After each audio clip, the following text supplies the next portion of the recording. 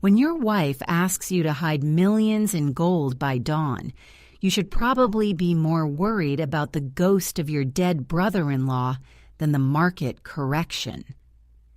The antique grandfather clock in the hall chimed midnight, each resonant bong echoing the sudden, cold dread that had settled in my stomach. Rain lashed against the study window, mimicking the frantic beating of my own heart. Across the mahogany desk, bathed in the sickly yellow glow of the banker's lamp, sat Eleanor, my wife. She looked less like the poised, impeccably dressed socialite I'd married 20 years ago, and more like a fugitive in a perfectly tailored silk robe. "You have to listen to me, Richard, and you have to trust me implicitly, starting right now. There is no room for questions, not yet." Her voice was low, stripped of its usual melodic cadence, replaced by a sharp, dangerous edge I'd never heard before. I ran a hand over my already disheveled hair. "Trust you? Elle, you've just asked me to liquidate nearly half of our liquid assets, the offshore trusts, the Swiss accounts, everything we've built since the IPO, and convert it into bearer bonds and physical gold. And you want me to hide it in the crawlspace under the carriage house. Are you being robbed? Is this some kind of elaborate insurance fraud?" Eleanor leaned forward, her usually warm hazel eyes now hard as flint. "It's far more serious than robbery, Richard. This isn't about protecting our money. This is about protecting us. The market correction everyone's predicting? It's going to be a landslide, but that's not the primary danger. The danger is who is watching the market, and more importantly, who is watching us?" She paused, letting the weight of her implication hang in the air. We lived in the lap of old money luxury, shielded by decades of prudent investment and strategic silence. We were insulated, or so I thought. "Who, Eleanor? Who could possibly threaten the Ashworth name?" I pressed, my voice rising instinctively. The Ashworth name meant stability, tradition, untouchable wealth derived from early 20th century shipping magnates. We weren't the flashy tech billionaires. We were foundational. Eleanor reached into the inner pocket of her robe and slowly slid a thin, sealed manila envelope across the desk. It was old, the paper brittle and faintly yellowed, sealed with a wax stamp I didn't recognize, a crest featuring a snarling wolf entwined with ivy. "This is the key to everything, Richard.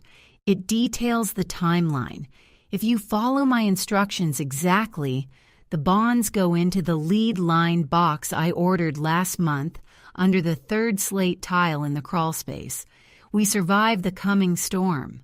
But if you open this envelope now, before the first withdrawal is made next Tuesday, everything we've done, everything my family has protected for 3 generations, explodes." My fingers trembled as they brushed the rough paper. The weight of that tiny envelope felt heavier than the safe deposit box downtown. The air in the study seemed to thicken, making it hard to breathe. "Why now, Elle?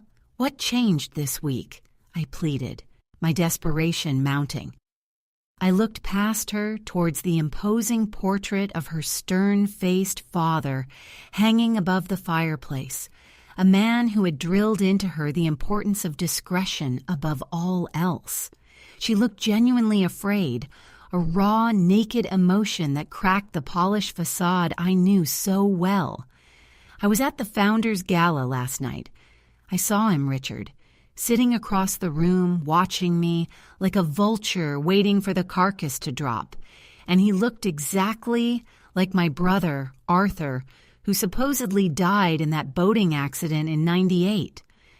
My mind immediately went back to that tragic summer. Arthur, the wild, brilliant black sheep of the family, lost at sea off the coast of Nantucket. A closed case, an established narrative. That's impossible, Elle. Arthur is gone. The Coast Guard report was paid for, she whispered, her voice catching. Richard, this man at the gala, he has Arthur's eyes, Arthur's distinctive scar above his left eyebrow. And he was talking to Senator Hawthorne, the one pushing the new corporate transparency bill. If they connect, if he reveals himself, everything dissolves. Not just the money, but our entire history.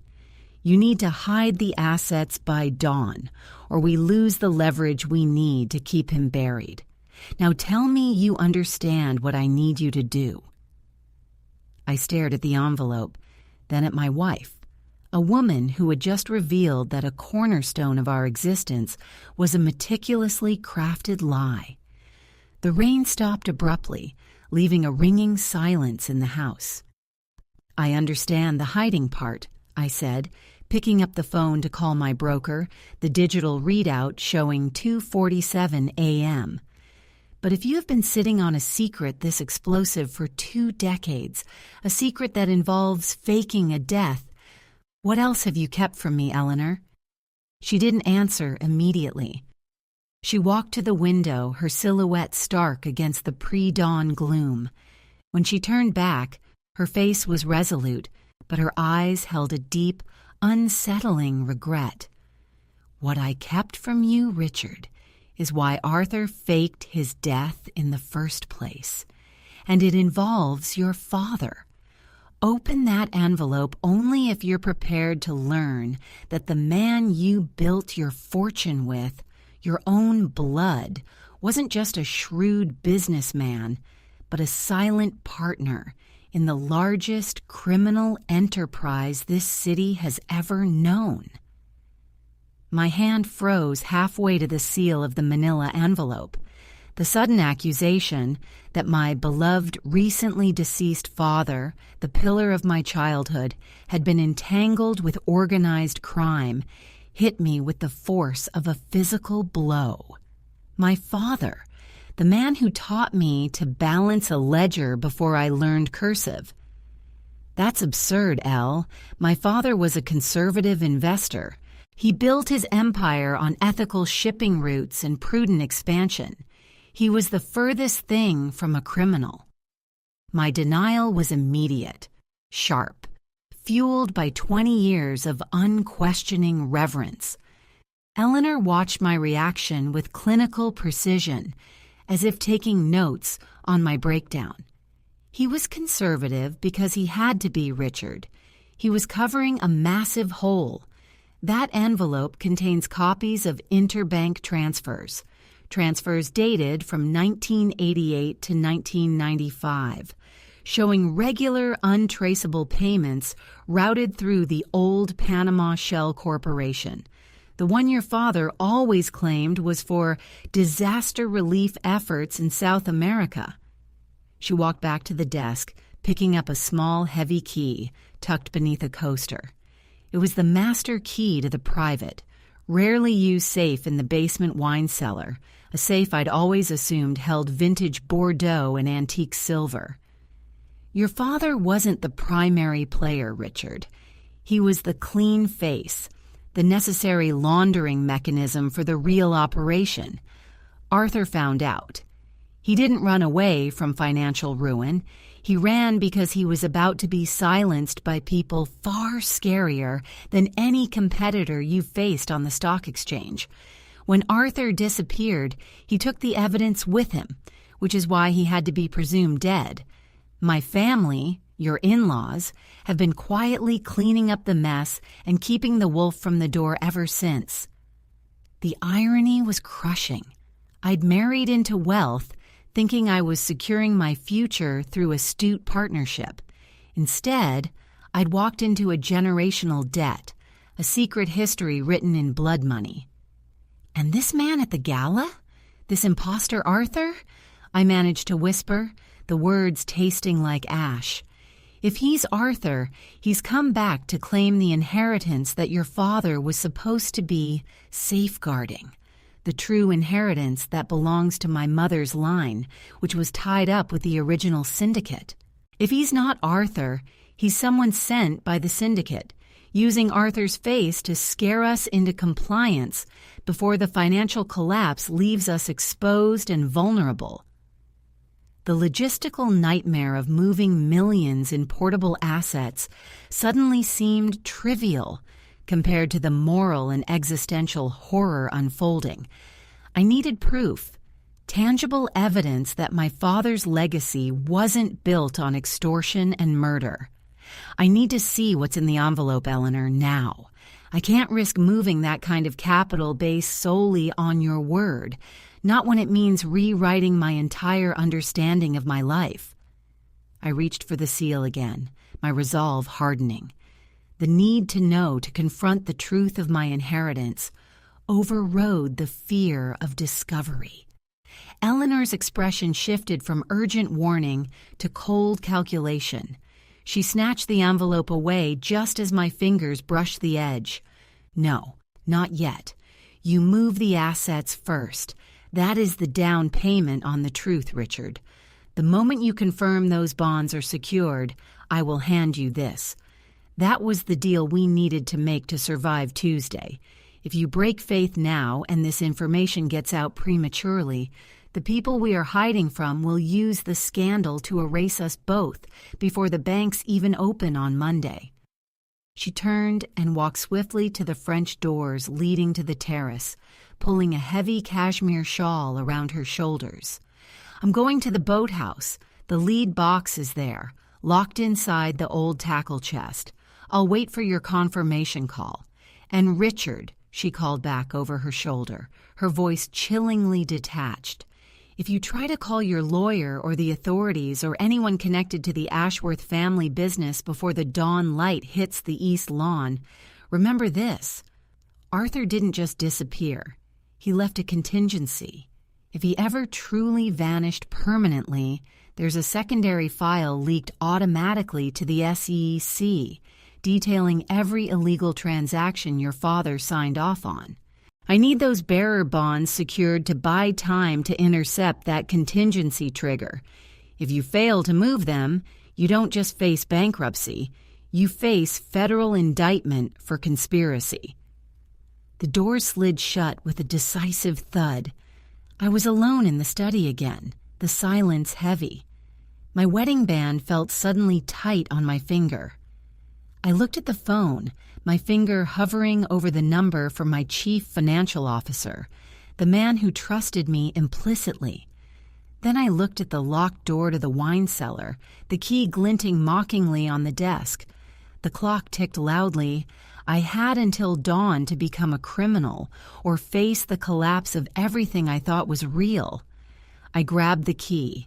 The thought of the SEC sniffing around my father's legacy was unbearable, but the alternative, living under the thumb of Eleanor's shadowy family and an escaped, possibly murderous, brother-in-law, was worse.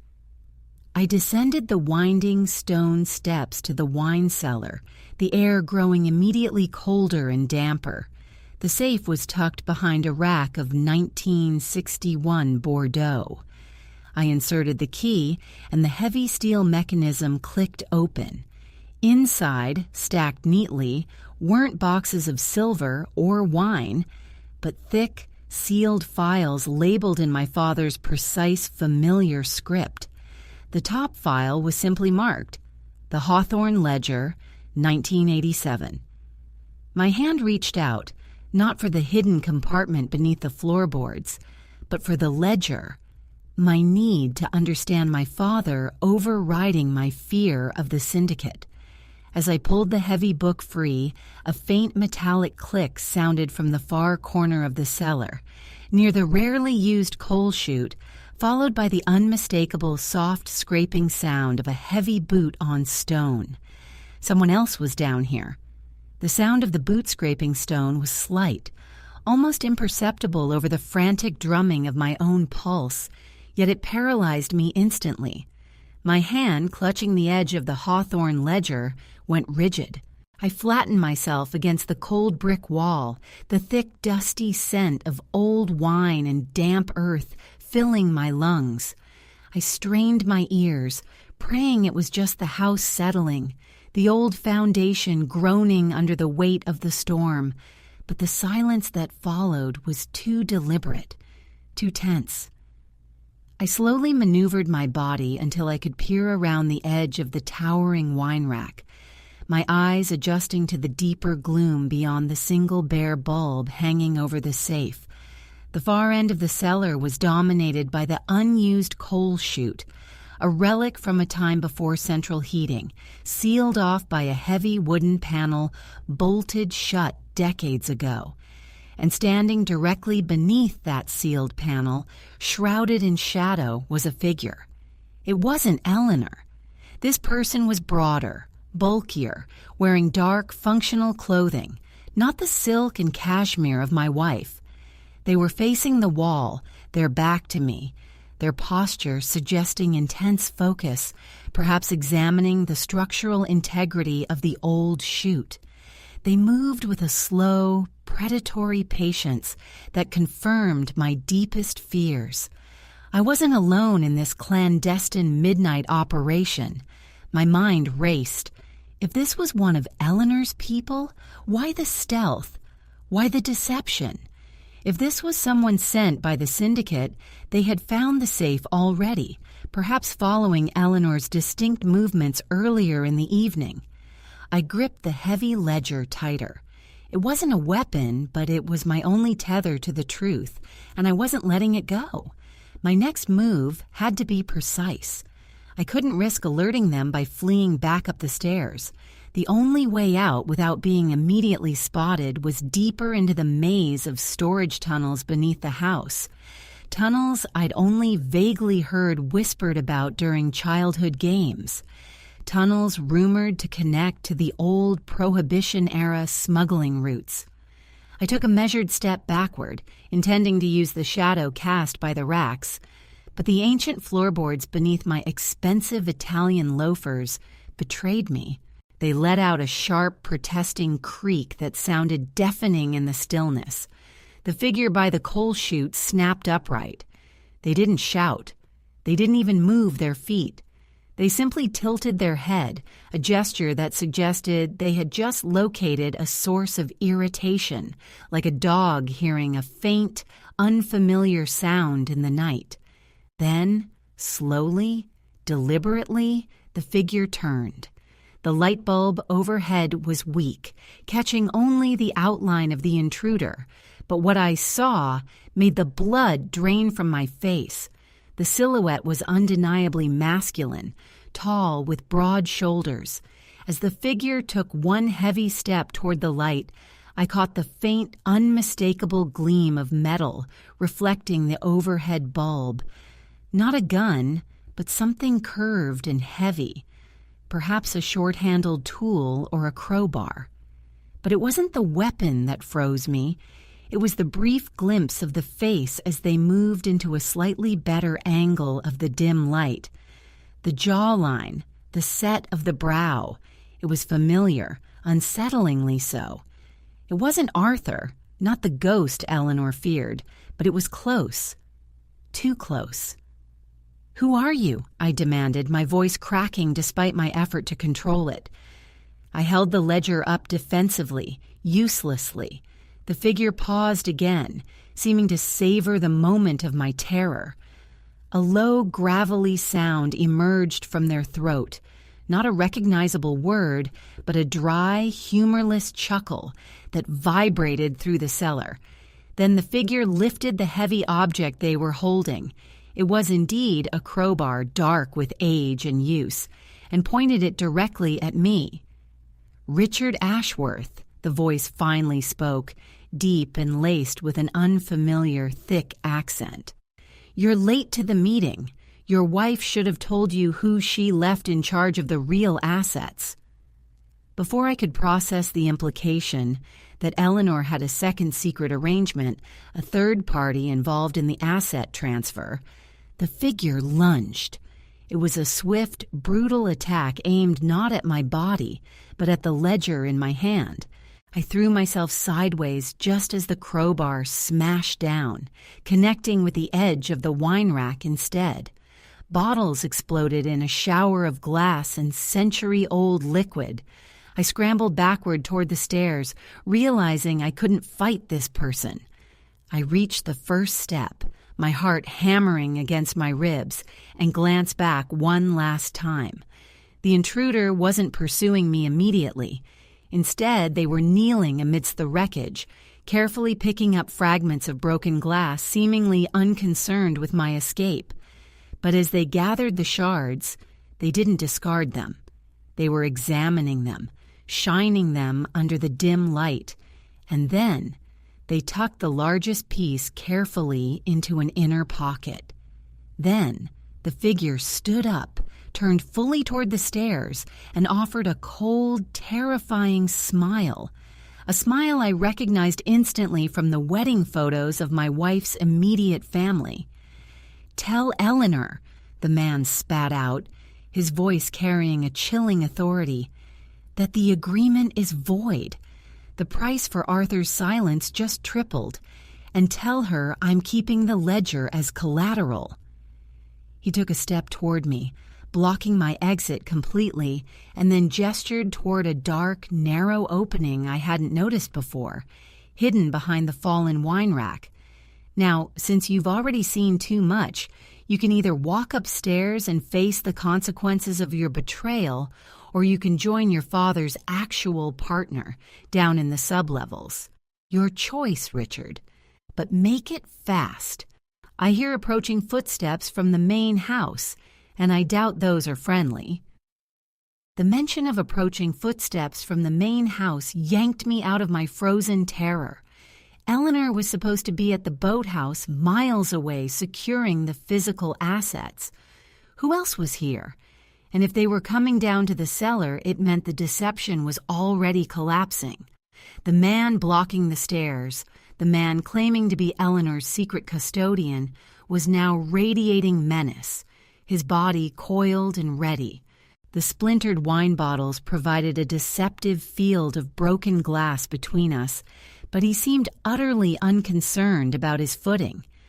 "You're lying," I hissed, trying to sound firmer than the tremor in my voice suggested. "Eleanor didn't mention anyone else. If you're working for her, you wouldn't jeopardize the asset transfer." His smile widened, revealing teeth that looked too large in the dim light. "Eleanor works for her mother, Richard. Her mother works for me. And Arthur? Arthur's silence has always had a very high premium. You think your wife was worried about a potential blackmail threat from a supposed dead man? No. She was worried about me finding out she was trying to move the original insurance policy payments, the real collateral, out from under my supervision. He took a measured step onto the broken glass, the crunch oddly muffled, and I finally understood the significance of the shard he'd pocketed. He was likely gauging the structural integrity of the floor, or perhaps he needed to track the slightest sign of movement. "The insurance policy?" I repeated, utterly lost in the overlapping layers of deceit. "What insurance policy?" "The one that paid out on Arthur's supposed death," he explained with perverse patience. "The money Eleanor's family claimed was used to maintain your father's criminal hush fund. It was a bait and switch, Richard.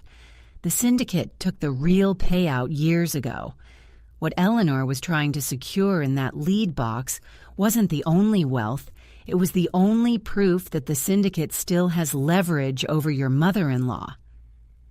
The realization hit me. Eleanor hadn't been protecting us from exposure. She was protecting her mother from the syndicate's enforcers, using me as the unwitting mule. The footsteps upstairs were distinct now, not just a single pair, but a rapid series of heavy thuds echoing down the stone stairwell leading from the main hall. They were moving fast. "They're not mine," the man guarding the exit confirmed grimly, his eyes darting toward the entrance archway. "Someone else is here. Someone who knows about the ledger. It seems your family troubles just attracted multiple vultures." He spun around, abandoning me momentarily, and lunged toward the fallen wine rack, no longer concerned with careful movement. He slammed the crowbar against the ancient wooden panel sealing the coal chute. The wood groaned, splintering around the heavy bolts. "If we're going to be interrupted, we're taking the low road," he grunted, shoving the crowbar deep into a crack. "You drop the ledger, Ashworth, and you follow me down that chute now. Those approaching are likely the cleanup crew sent by the SEC informant, the one Arthur set up. They won't care if you're innocent. They'll only see the Ashworth name tied to the old shell corporation mentioned in the ledger." He wrenched the panel violently. With a sound like tearing canvas, the thick wood ripped free of its rusted hinges, revealing a black, narrow opening leading sharply downward into absolute darkness. A puff of stale, musty air billowed out, smelling faintly of mildew and something metallic like old blood. "Go!" he roared, gesturing violently down the hole. I hesitated, paralyzed between the known threat closing in from the main house and the unknown horror waiting in the shaft.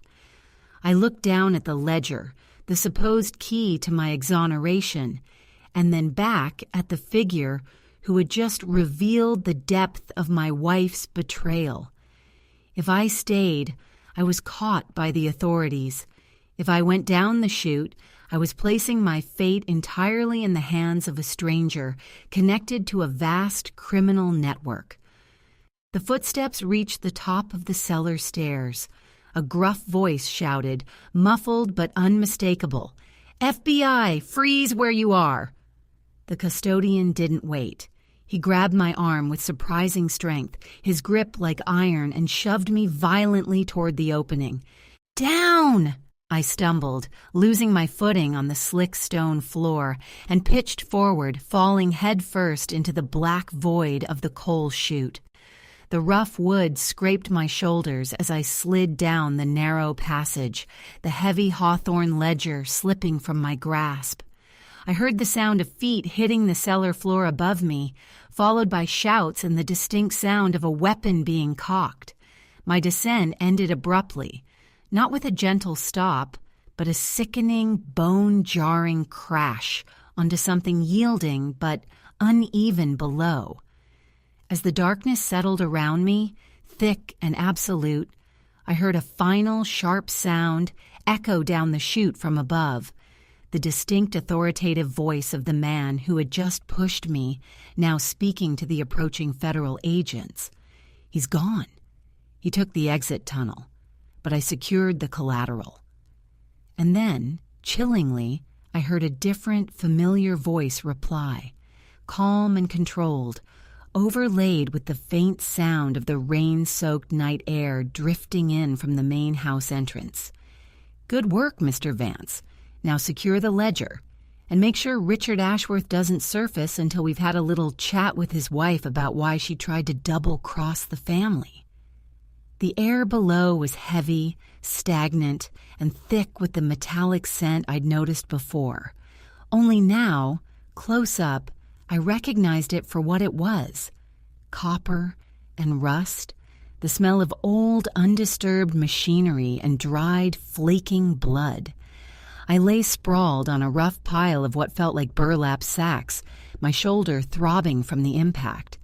Above me, the shouts and commands from the cellar faded as the men, the FBI, Vance, and worst of all, Eleanor's mother's voice, began to coordinate their search, effectively sealing off my immediate escape route. They were focused on the ledger, the perceived prize Vance claimed to have secured. I felt blindly around in the utter blackness, desperately searching for the book. It was gone. Vance had lied, or perhaps he meant he had secured a ledger, but not the one that detailed my father's crimes. My hope for a clean route to exoneration vanished instantly. Panic clawed at my throat. I wasn't just trapped, I was disposable. both sides of this deadly equation, the syndicate agents hunting Eleanor and the federal agents hunting the financial crimes, now believed I had taken the evidence and escaped through an illegal route. I forced myself to breathe, ignoring the throbbing in my shoulder. I pushed myself up, my hands finding the rough, cold surface of the tunnel wall. It was a narrow, brick-lined passage, smelling strongly of coal dust and damp earth, a genuine smuggling route, just as the legends claimed. I started shuffling forward, keeping one hand dragging along the wall for guidance, moving away from the sounds of confrontation above. The passage sloped downward, becoming marginally less suffocating as a faint, almost imperceptible breeze hinted at an opening somewhere ahead.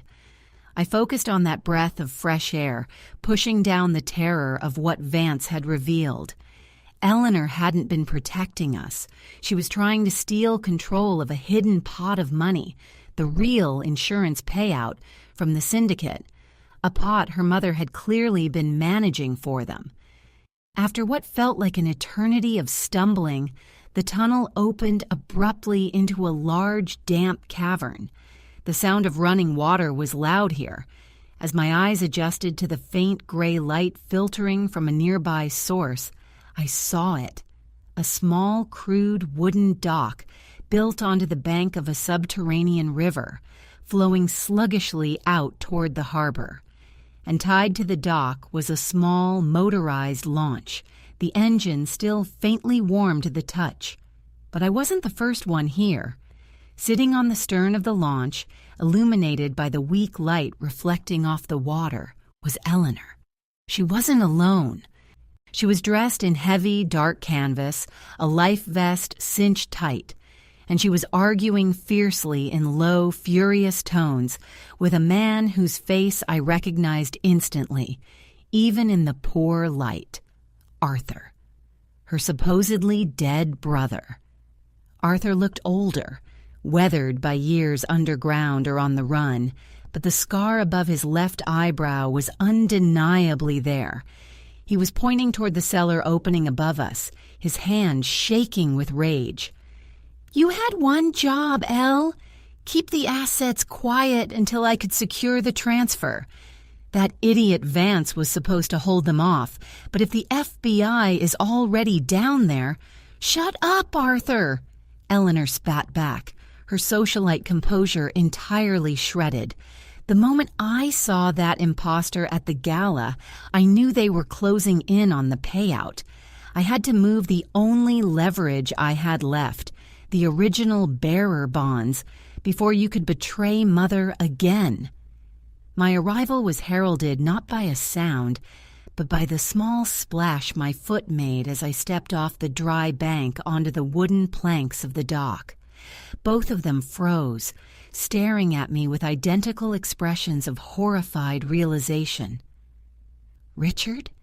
Eleanor whispered, her hand instinctively reaching toward a small, leather-wrapped object tucked into her belt. The lead-lined box, I realized, the one she'd asked me to hide. Arthur recovered first. He reached behind the seat of the boat and pulled out something long and dark, not a crowbar, but a silenced pistol. "You idiot, Elle! You brought him right to the extraction point." Arthur raised the weapon, leveling it directly at my chest. "You said you'd take care of the paperwork, not deliver the loose ends directly to my doorstep."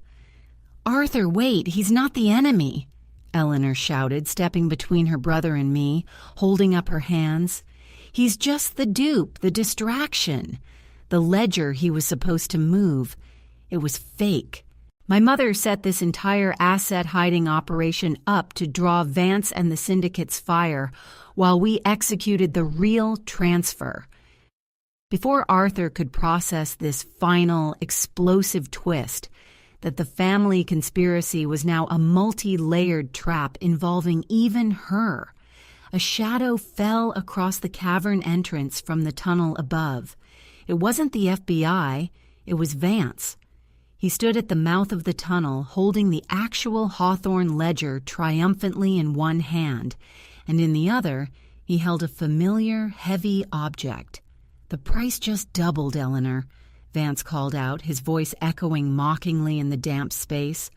He wasn't shouting at the feds. He was talking directly to the fugitive siblings. "You see, when Richard went down the chute, I let him think I had the ledger. But I didn't need the book. I needed the decoy. I needed to know where the real extraction point was." He took a slow step onto the dock, his eyes fixed on the lead box, strapped to Eleanor's waist. "And I needed to know where Arthur was hiding all these years. Thanks for the family reunion, children. Now hand over the insurance policy, or you can both join your dear father down in the river. Permanently."